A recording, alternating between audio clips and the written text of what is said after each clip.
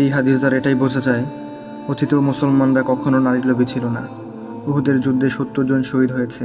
সকল শহীদের লাশ এনে এক জায়গায় রাখা হচ্ছে। নবীজি গুনে দেখলেন ৬৮টা লাশ। দুইটা নাই, একজন তার চাচা হামজা রাদিয়াল্লাহু তাআলা আনহু, আরেকজন হানজালা রাদিয়াল্লাহু তাআলা আনহু। অস্থির হয়ে পড়েছেন নবীজি। সব সাহাবাদের পাঠাইলেন লাশ খোঁজার জন্য। হঠাৎ বোরখা পরা এক মহিলা এসে দাঁড়ালেন নবীজির কাছে। নবীজি তাকে চিনলেন না। মহিলা বললেন, ইয়া রাসূলুল্লাহ, আজকে আপনি একটা বিয়ে পড়িয়েছেন, মনে আছে? নবীজি বললেন, হ্যাঁ, আমি তো হানজালার বিয়ে দিয়েছিলাম, যার বিয়ের খুশিতে আমি খুরমা খেজুর ছিটিয়েছিলাম।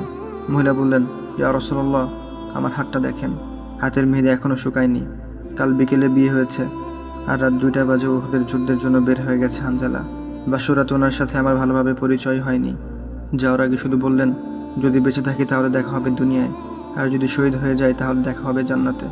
মহিলা বললেন, ইয়া রাসূলুল্লাহ, যাওয়ার আগে আমার কপালে একটা চুম্বন করে গেছেন।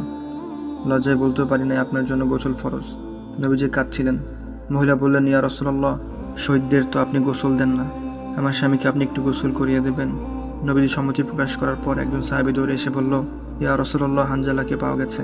সবাই গেলেন, গিয়ে দেখলেন সাদা কাপড়ের ভেতরে লাশের মাথায় পানি। নবীজি মাথা হাতিয়ে দিলেন। জিবরাইল আলাইহিস সালাম আসলেন, এসে বললেন, ইয়া রাসূলুল্লাহ, হানজালার কুরবানিতে আল্লাহ পাক এত খুশি হয়েছেন যে আমার বাহিনীকে আদেশ করলেন তাকে নিয়ে আসতে। ইয়া রাসূলুল্লাহ, আমরা ফেরেশতারা তাকে 3য় আসমানে এনে জমজমের পানি দিয়ে গোসল করিয়েছি, এবং তার শরীর থেকে যে সুগন্ধ পাচ্ছেন এটা আল্লাহ পাকের বিশেষ খুশবু মিশক আম্বর আতরের ঘ্রাণ।